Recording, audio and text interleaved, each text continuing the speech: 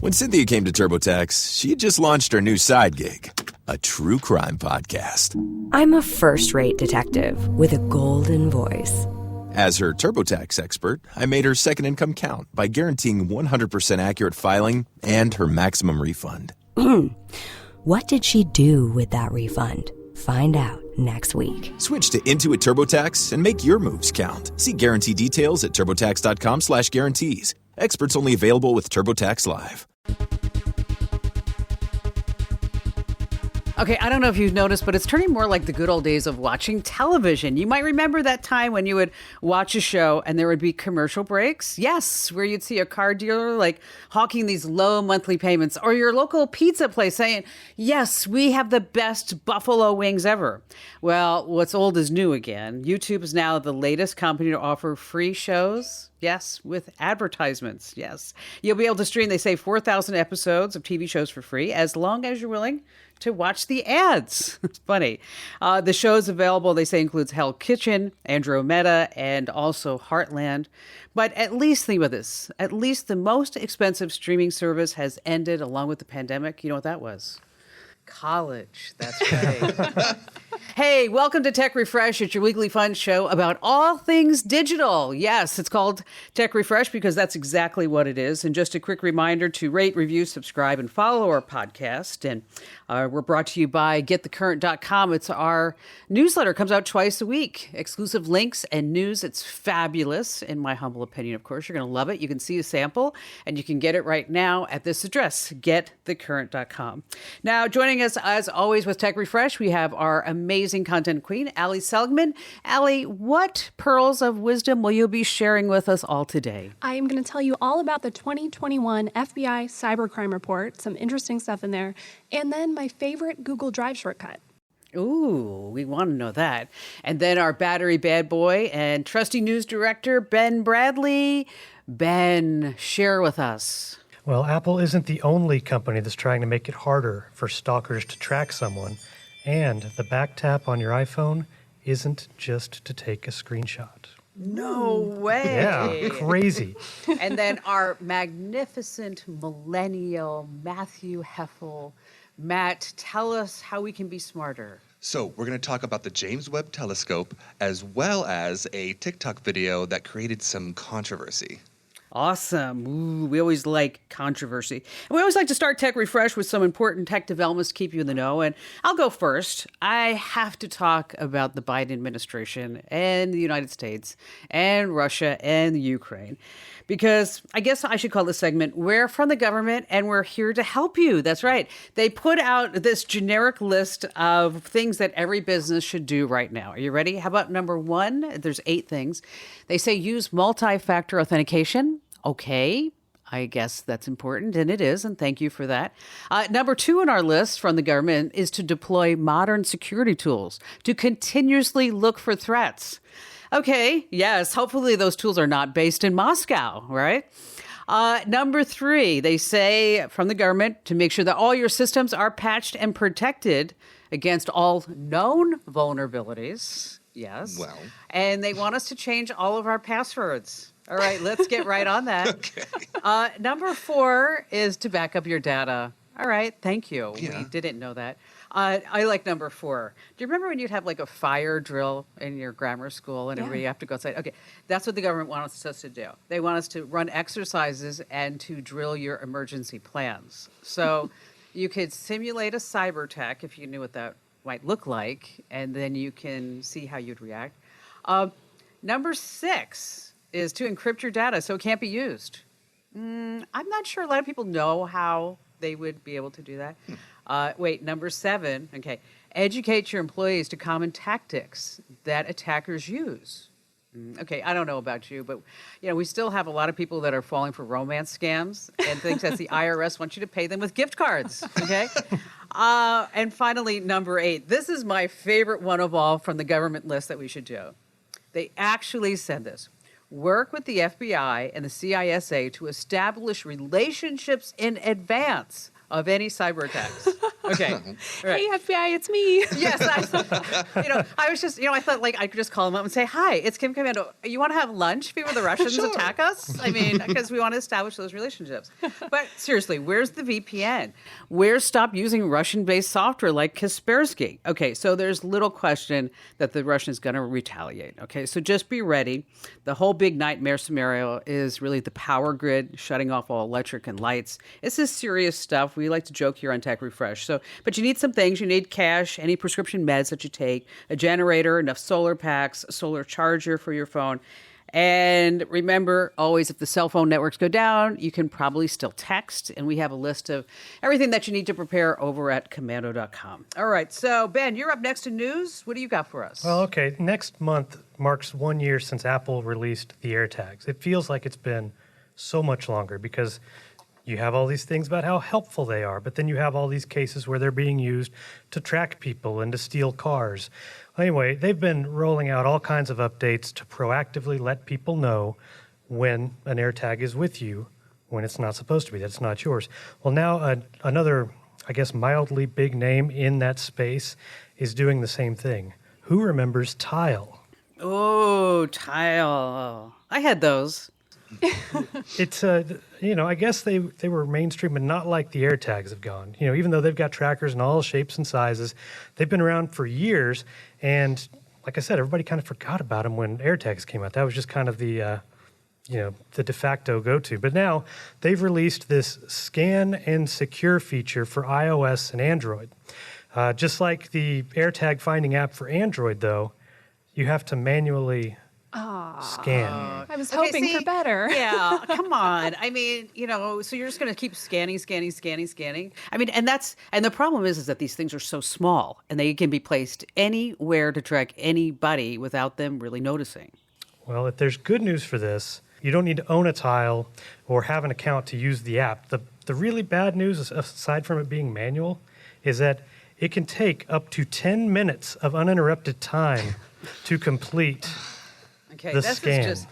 This is just lame. Yeah. Okay, we expect more from you, Tile. You have to work harder, okay? As an Android user, I can say I have never scanned for any of these trackers because what a pain in the neck.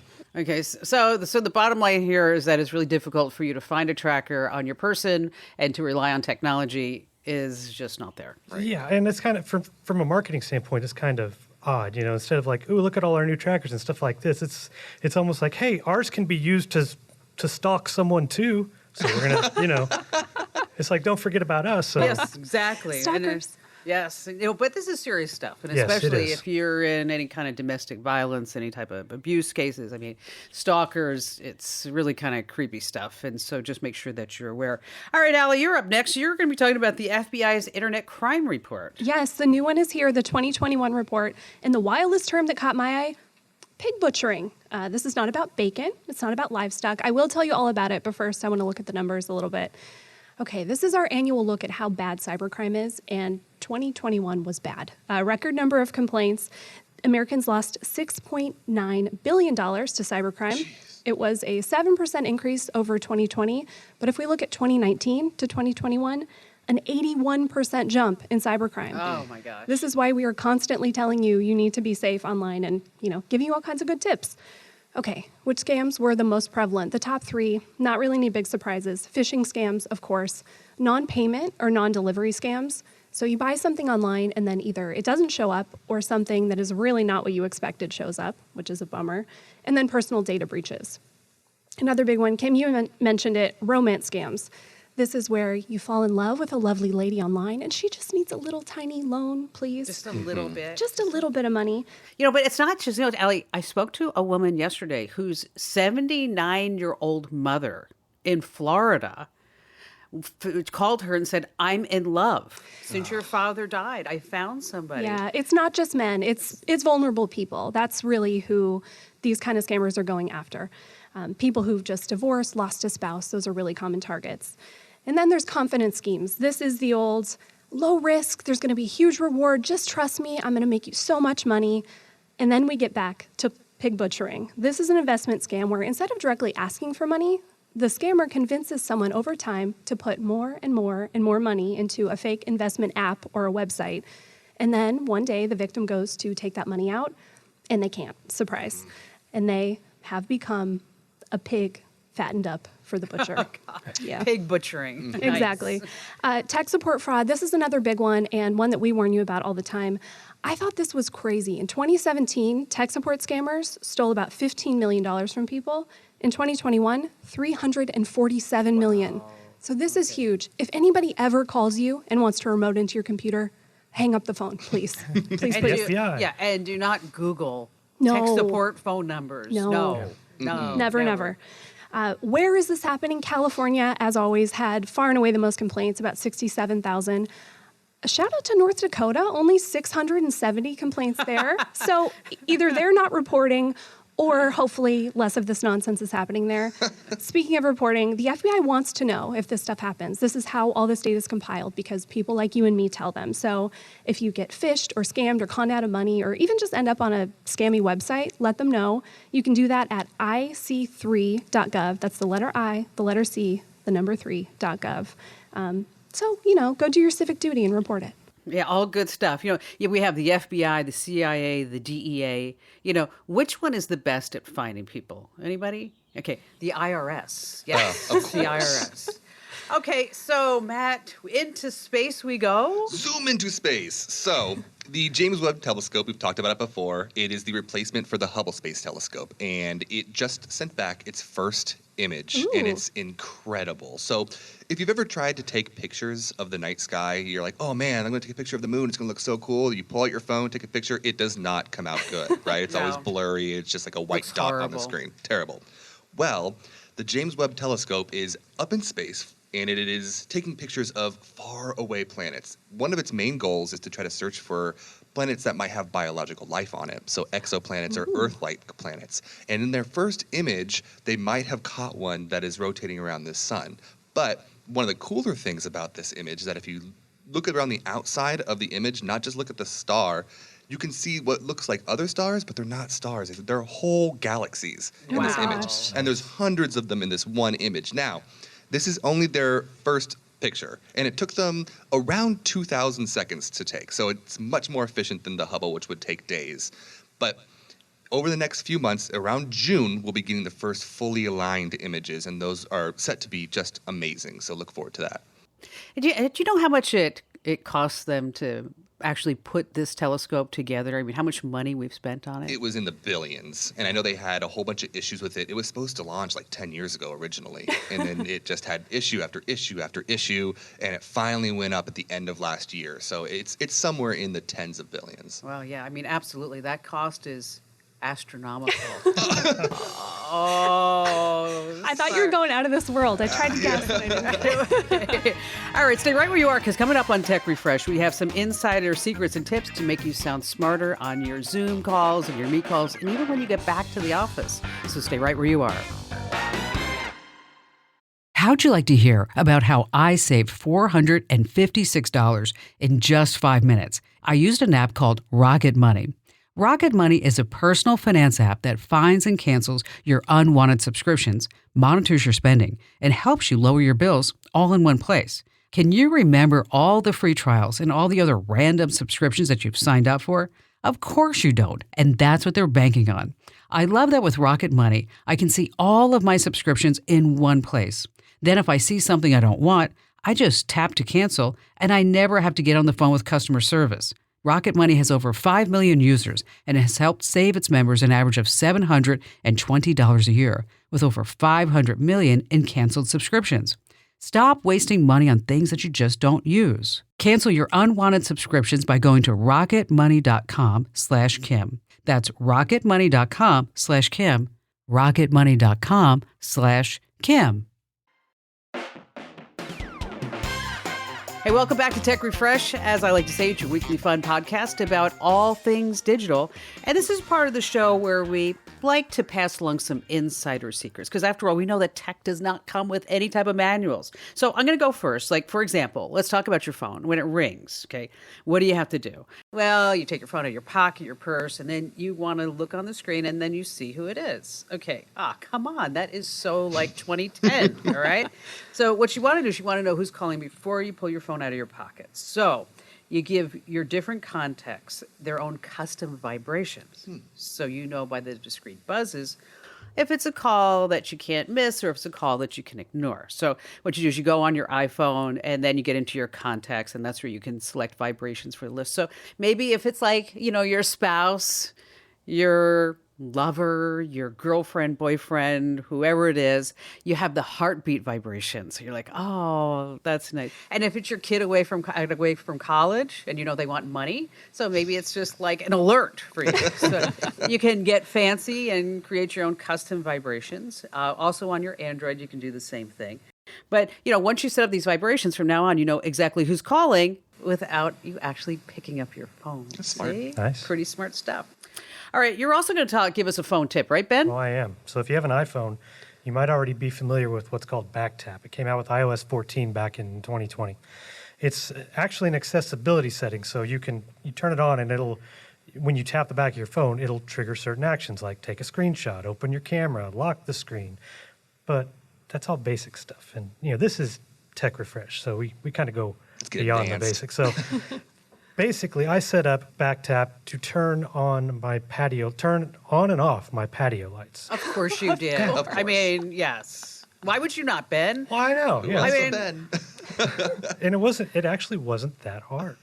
A lot of people, if they don't know about BackTap, they probably don't know that on the phone is a native iPhone app called Shortcuts. And it's where you can set up like routines and actions, automations, scheduled events, all kinds of things. Well, for what all I had to do was just pick which smart plug I'm using for those patio lights, which is Casa, the TP-Link brand, connect the account to it, and then create a command specific to that to turn the lights on and off.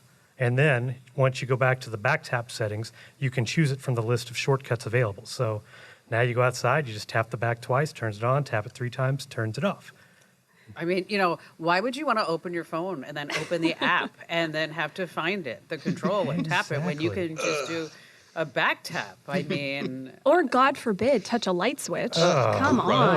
No. What is this? No, not in the Bradley household. There you go. We don't do How that. often do you accidentally turn your lights on and off? Okay. Well, that brings me to my next point. BackTap in general is not the greatest thing if you're by nature kind of a fidgety person, maybe drumming on your phone. Yeah. Occasionally it probably looked like, I'm asking for help by my patio lights flashing. SOS. Yes. Yeah. It's got some Morse code going on back there.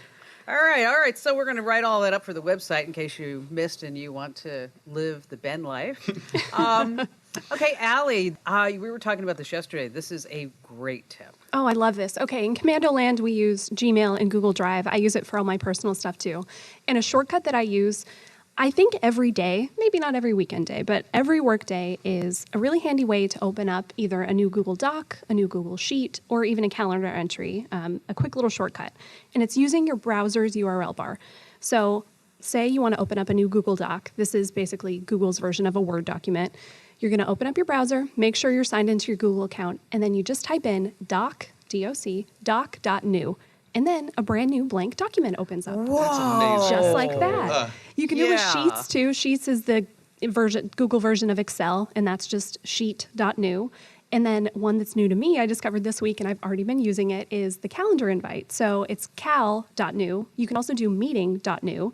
So you type that in, it opens up your Google Calendar with a blank place for you to schedule a new meeting. That's awesome. God, mind blown over here. Right? It's so handy. You're not going to remember all these. There are actually a lot more than the ones I'm giving here, and nobody can remember them all. I really just use Doc and Cal, but we are going to write them up for the website. So go to commando.com. We'll have the full list. Pick the one that you like best and try it out. It really does save some time.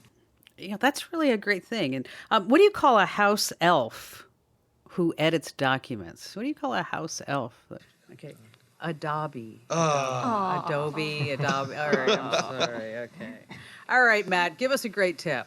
All right, so I got to start with a story. This weekend, I bought this poster online, and it's an amazing poster. It's like a timeline of world history, and I wanted to get a frame for it. So I went on Amazon, and a frame for the size of it was $60. And I said, you know what I could do? I can go to Goodwill and buy another frame and just replace it. So I go to Goodwill, and I'm looking through the frames, and I realize while I'm there that I forgot a tape measure. So I was like, well, what am I going to do? I don't know if they're going to be the right size. And then I remembered, your phone has a measuring tool on it. So I go into the measuring tool and I use the measuring tool. If you haven't used this, it's amazing. You can click on the top of the frame or whatever you're trying to measure and then push again on the bottom and it'll tell you exactly how big that is. And it's like augmented reality, so it stays there so you can do both sides and check the whole thing while it will still show the lines on the screen. It's amazing. If you haven't used it, you should really try it out. And so, yeah, so if you don't know where it is, you can just swipe all the way left in the search, which is great. Anytime you want to find an app, just type in measure, and then this little app will appear. And the reason why I know that is that Barry and I were having a conversation, and he swore to me that he was 5'8.5 inches. And I'm looking, I'm like, you are not 5'8.5 inches. And so I said, here, let's do it. And then all of a sudden, I pull up the app, and you can take a picture too. Mm-hmm. And it showed him right there that he was 5'7.25. Okay, and I'm like, all right. Okay, so we also have a fun game that we like to play here on Tech Refresh. It's about computer tech trivia, company trivia, stuff like that. And let me ask you a question. What year, I have two questions for yours. What year did the compact disc first appear on the market? And Matt, you're always really good at trivia. What year was that? 1989. 89. No, I'm going to go with 85. 5. What about you, Al? 87. 82. Ooh. 82. Okay, same question. When was the DVD first introduced? Okay. 1997. That was going to be my guess, too. And you, Al? 96. 1995. Oh. Okay, Wow, you were everything's close. earlier. You were Okay, close. okay. All right, so Ben, it's your turn this week to play Stump the Host and the Guest with trivia. Go ahead, take it away. Oh, you guys. Okay, so last time it was my turn, I went with Star Trek because that's just my end-all be-all sci-fi franchise. But still have to show Star Wars some love, too. So, you know, it's been 45 years since the first Star Wars movie hit theaters. 45 years this year. Wow. Yeah, and one of the first scenes, Princess Leia records this holographic message to Obi-Wan Kenobi. Anyway, today, similar holographic tech exists, which brings me to today's question. So for the past several years, the DICA Research and Development Corporation has been working on a project that's actually funded by the Defense Advanced Research Projects Agency called, DARPA. Okay. And it's directly inspired and named after Star Wars tech. So what is it? What kind of... Is it a scout droid, a bionic arm, a handheld energy weapon, or a hover bike? Ooh, man. Oh. I'm going with the energy weapon. I'm just going to say it right here at the top. I just feel like that's something that we need to have right now. I'm Team Bionic Arm. I'm going to go with that one. I'm going to go with Scout Droid. Ooh, Scout Droid. 3 this different week. guesses. Wow. Did anyone get it? Well, yeah, one of you is right. Yeah, actually, it is Allie. Oh. Yes, DICA built what's called the Luke arm, who, is named after Luke Skywalker, who lost his hand in a lightsaber battle with Dad of the Year, Darth Vader. Of course. So this one is kind of cool. It has electrodes that can connect to the nerve fibers of amputees to kind of replicate the sensation of a real limb. Wow. Whoa, that's so cool. incredible. So- DARPA has That some is. crazy projects. Yeah. I knew that one because I've looked into DARPA projects because they're insane. Honestly, yeah. Okay, so Allie, when you've got nothing to do, I just look up DARPA projects. Chilling. What's DARPA working on? Saturday night, 9 o'clock, glass of wine, looking up DARPA. Better than back tapping your patio lights, I guess. It's better than online shopping. Okay. Fair. you know what? I learned something from Mike James about online shopping, and I passed that along to Barry the What? other day. Is that when Mike James came into the studio, we were talking about buying stuff on Amazon. He says that what he does, he puts everything in his cart for 24 hours. And then he decides whether or not he should buy it. That's the new Barry Young commando rule, household rule. You have to leave it in your cart for 24 hours. Like a Very cooling off smart. period. Yeah. All right, so coming right back. Oh, you guys and gals are in for a treat. We're going to be talking with Matt about what is happening on the internet. And this is a crazy story with a capital K. Also, we have a crypto tip from Allie. And then later on this hour, Ben's new tech project about Ethernet cables. Yes, leave it to Ben and Ethernet cables to keep you enthralled. And don't forget, at the very end of Tech Refresh, there's always a fabulous joke. And this week's joke, oh, you're just going to be laughing for days. How'd you like to hear about how I saved $456 in just 5 minutes? I used an app called Rocket Money. Rocket Money is a personal finance app that finds and cancels your unwanted subscriptions, monitors your spending, and helps you lower your bills all in one place. Can you remember all the free trials and all the other random subscriptions that you've signed up for? Of course you don't, and that's what they're banking on. I love that with Rocket Money, I can see all of my subscriptions in one place. Then if I see something I don't want, I just tap to cancel, and I never have to get on the phone with customer service. Rocket Money has over 5 million users and has helped save its members an average of $720 a year, with over 500 million in canceled subscriptions. Stop wasting money on things that you just don't use. Cancel your unwanted subscriptions by going to rocketmoney.com/Kim. That's rocketmoney.com/Kim. rocketmoney.com/Kim.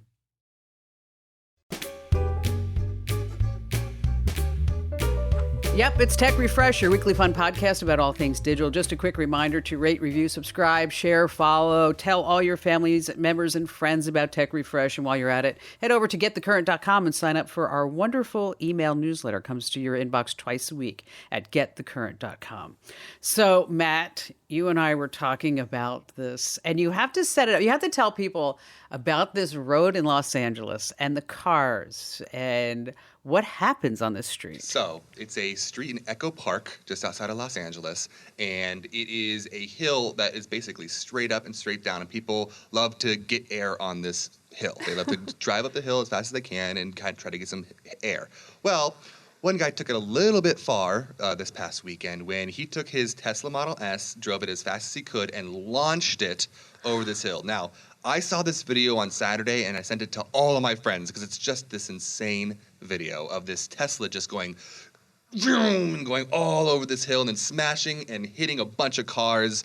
And then, and then it's the video. That's it. It's just this Tesla flying, smashing into a bunch of cars, and then the video's over. And I was like, okay, that was insane. And we should say that the Tesla did not survive the crash. No. Did I hear right? It was a rental? Yes. Okay. It was a rental. No. Yes. Well, so the story is interesting because it was a rental, but there was this YouTuber who came out, and his name is Dixes, and he claimed that it was him and he was involved. Well, after the police started getting all these reports that it was him, and they said, it's not actually him.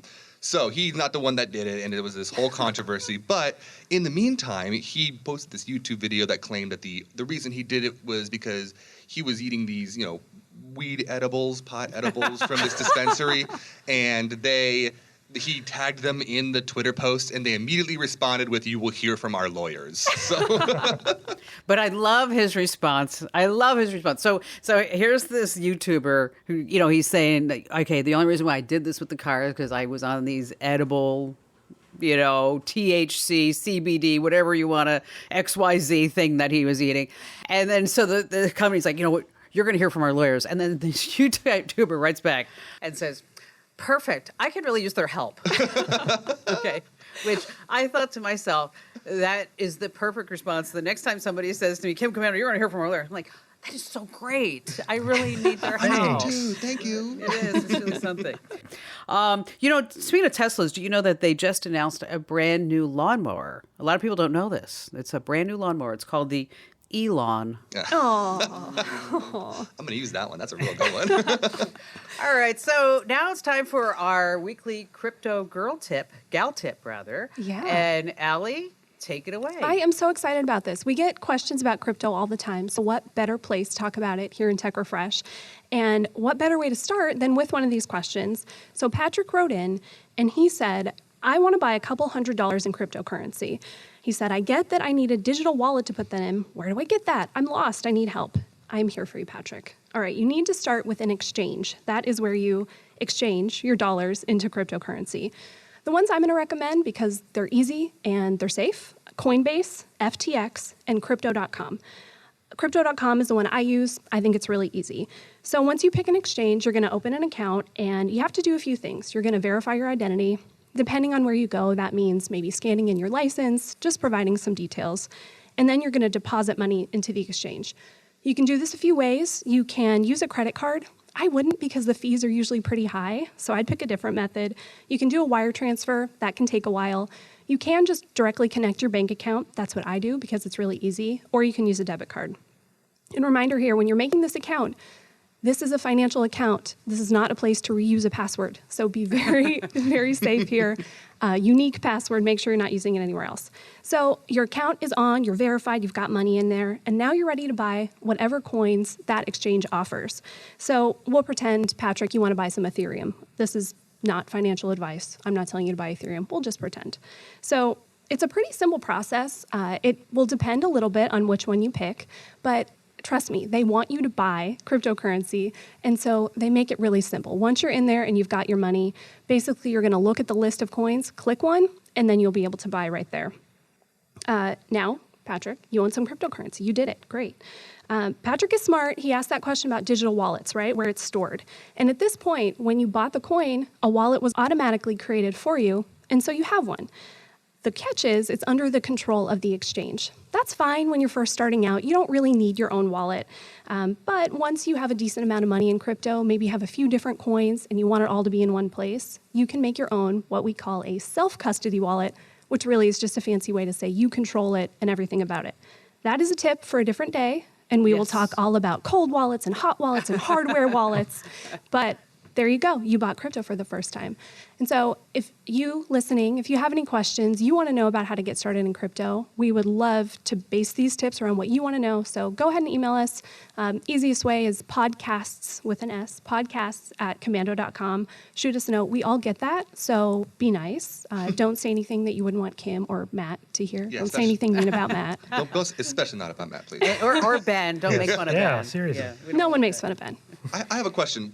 You said that when you use a credit card, there's fees. Are there fees for a debit card as well? Is it card fees or? It's credit card fees. Okay. Yeah, all right. it'll be credit card. The easiest way, really, and the cheapest way is just tie your bank account to it. Then you don't have to worry about wire transfer fees or credit cards or anything like that. Okay, cool. Yeah. You know, that was really great, Allie. I mean, you took a very basic question and you answered it without being a Bitcoin descending. All right, Ben is coming up, and if you don't have Wi-Fi in all your places in your house, you definitely don't want to miss this. How'd you like to hear about how I saved $456 in just 5 minutes? I used an app called Rocket Money. Rocket Money is a personal finance app that finds and cancels your unwanted subscriptions, monitors your spending, and helps you lower your bills all in one place. Can you remember all the free trials and all the other random subscriptions that you've signed up for? Of course you don't, and that's what they're banking on. I love that with Rocket Money, I can see all of my subscriptions in one place. Then if I see something I don't want, I just tap to cancel, and I never have to get on the phone with customer service. Rocket Money has over 5 million users and has helped save its members an average of $720 a year, with over 500 million in canceled subscriptions.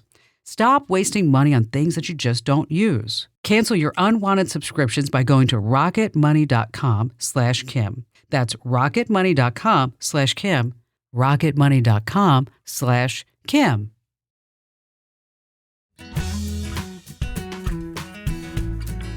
Welcome back to Tech Refresh. We like to talk about all things digital, and that includes, yes, adding Ethernet cables to your home network. Ooh, Whoa, fancy. Yes. Let me just start this by saying, if you are in the process of building a home, get the Ethernet put in. I know everybody's, well, why do we need that? We have Wi-Fi. Well, no.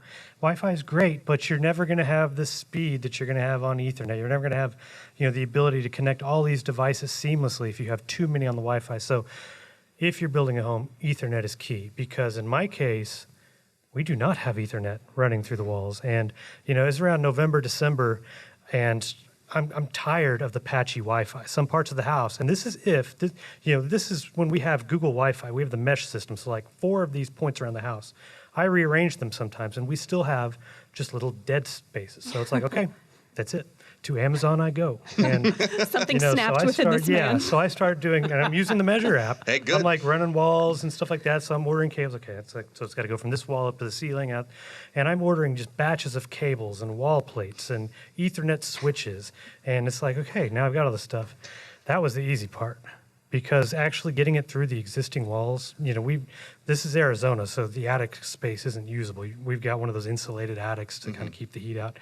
And now I have to give credit to my wife and my oldest son, who Well, they're both very small, and so they were the perfect choice to, spider their way through the ceiling over the different joists and, to run some of these, these Ethernet cables down the walls.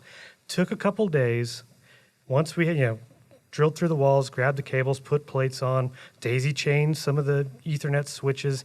And you know what? I have to say it has stabilized the Wi-Fi because, we connected all these too.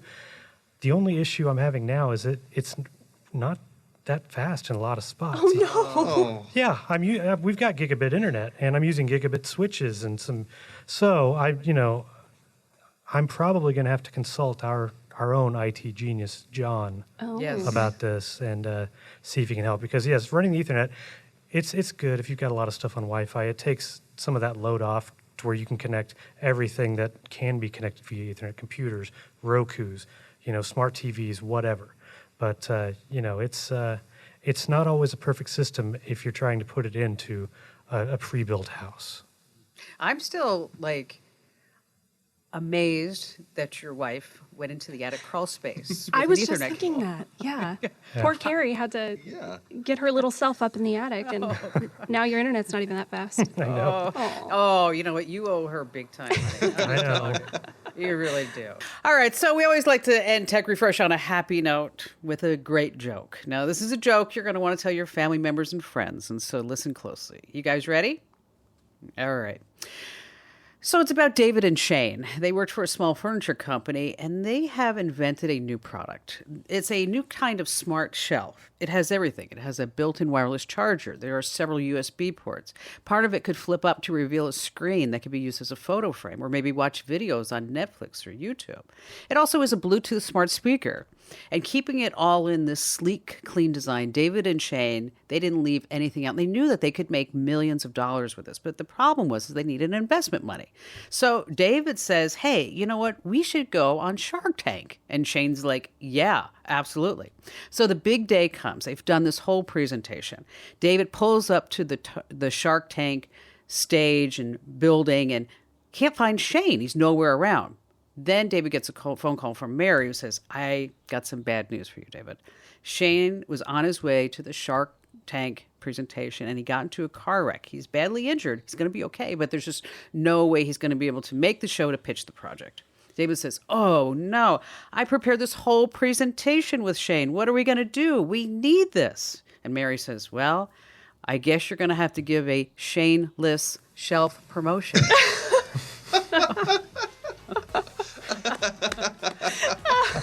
All right. You laughed. It was a good one. It was a good one. All right. Hey, thanks for joining us for Tech Refresh every week. Make sure that you rate, review, subscribe, follow, say a few kind words. And if you want us to cover anything in particular, remember, you can always send us an email to podcasts@komando.com. Thanks for listening. We'll see you next week.